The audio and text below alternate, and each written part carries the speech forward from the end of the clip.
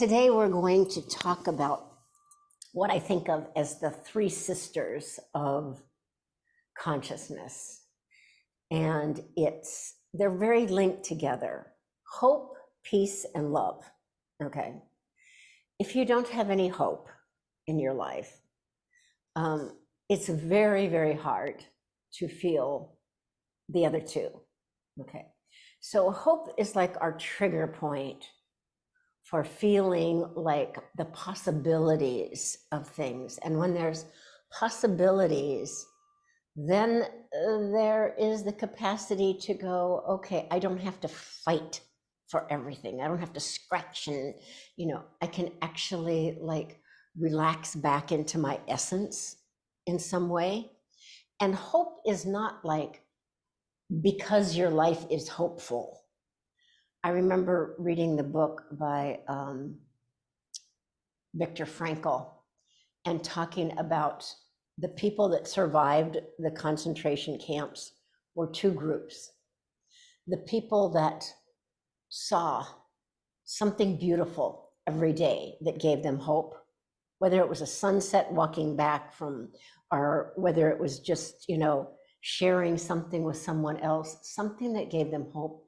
And the people who were, revenge was their top thing. Okay.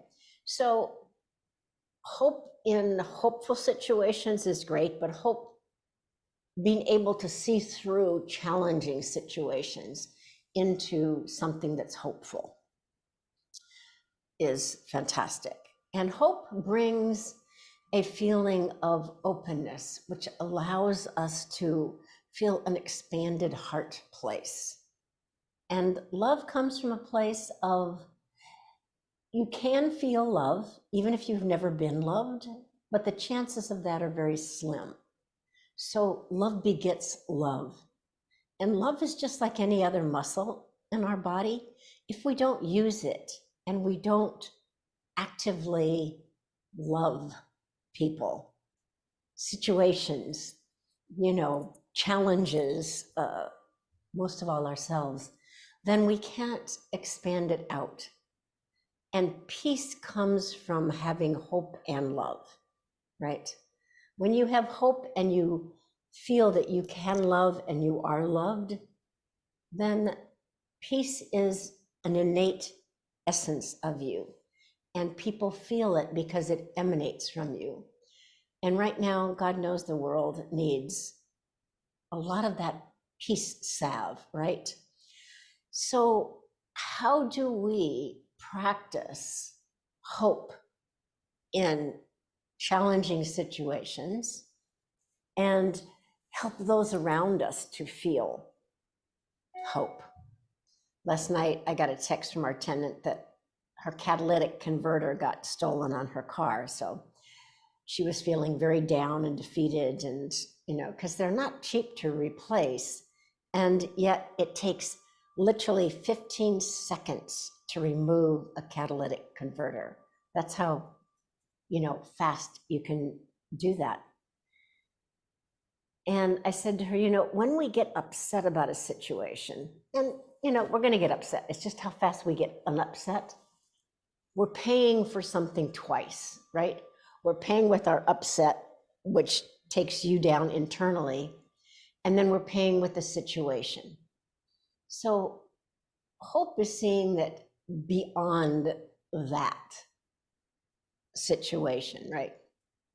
There is something that's wonderful. And, this time of the year is such a great time of the year to look out, and we look and see, who can we help? Who can we serve? Who can we, take care of? And we always, did the mission downtown for many, many years, and, got those kids what they wanted because it was such an important thing. This year I did that art sale for Peace for Kids because that was, something that I feel really passionate about. But this is the time of the year when we donate to something. It literally means we have hope that that organization will bring something to this planet that will bring more peace and love, more integration, more light. And we're going to work with a couple of things today. We're going to work with prana apana. Okay. Your prana is the energy that you take in. I call it the kiss of the divine, right? How we can breathe in and expand. Because when we're hopeless, this is not a hopeful position. It's like, everything caves in and there's very little breath. There's very little prana. Prana is what feeds us deeply. Apana is what sits in your organs, which we call residual breath, right? It's there when you hold your breath out and you're like going, God, this is horrible. I can't do this. I can't hold my breath out. You're not going to die for quite a long time because you have residual prana, literally, in your being. It's held in organs, it's held in muscle tissues. And Shushmana is your central nervous system. So prana apana are the breathing in and out, and Shushmana is your central nervous system. So how do you use that prana and apana to feed that central nervous system so that, what do we say, when things are just, I'm a nervous wreck, okay? And does that mean that you're feeling hopeful or loving or peaceful? It's like none of those things, right? So it's like we want to use our prana to expand us in different ways so that we can really feel that, we can be that. We're talking about a season of, love, peace, and joy. And remember that that cord of hope gets to be in there, or there's not going to be any love, peace, and joy. And when we talk about peace on earth, it's a wonderful song to sing, and I'm all for, like, the music that surrounds you will be the music that is in your head, your heart, your cellular structure. So paying attention and having things that really allow you to feel uplifted, joyous, hopeful, peaceful, energetic. And colors. Every color has a different thing. You want energy, red, okay? Red will just, that's why you never want red in your bedroom.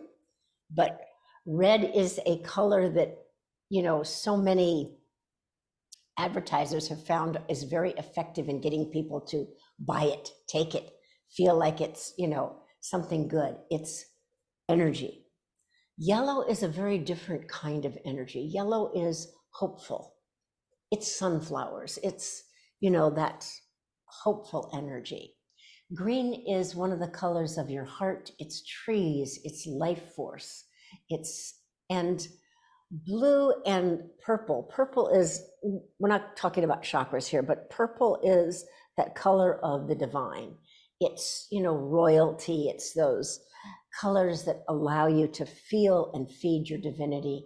And blue is that color of the, the ocean, that which gives you that feeling of like, oh, sky. When we see a really blue sky, it's kind of like, wow, clean air, fantastic connection. So paying attention to the colors you have around you and utilizing them to feed you, right? So that you're not just feeling like, know when you feel a certain way, what color will really serve you, and utilize it. Okay. I'm going to suggest you close your eyes, and I'm just going to read you one of Mary Oliver's poems that I love. Stars. Here in my head, language keeps making its tiny noises. How can I hope to be friends with the hard white stars, whose flaring and hissing are not speech, but a pure radiance? How can I hope to be friends with the yawning spaces between them, where nothing ever is spoken? Tonight at the edge of the field, I stood very still and looked up and tried to be empty of words. What joy it was that almost found me. What amiable peace. Then it was over. The wind roused up in the oak trees behind me and I fell back easily. Earth has 100,000 pure contraltos. even the distant night bird, as it talks as it talks love over the cold black fields, once deep in the woods. I found a white skull of a bear, and it was utterly silent. It's a river otter in a steel trap. It too was utterly silent. What can we do but keep on breathing in and out, modest and willing in our places? Listen, listen, I am forever saying. Listen to the river, to the hawk, to the hoof, to the mockingbird, to the jack in the pulpit. Then I come up with a few words like a gift even now.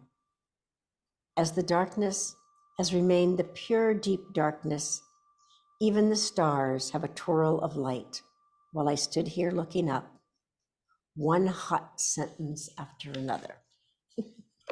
Sometimes our sentences and our thoughts are what disturb our beautiful peace capacity.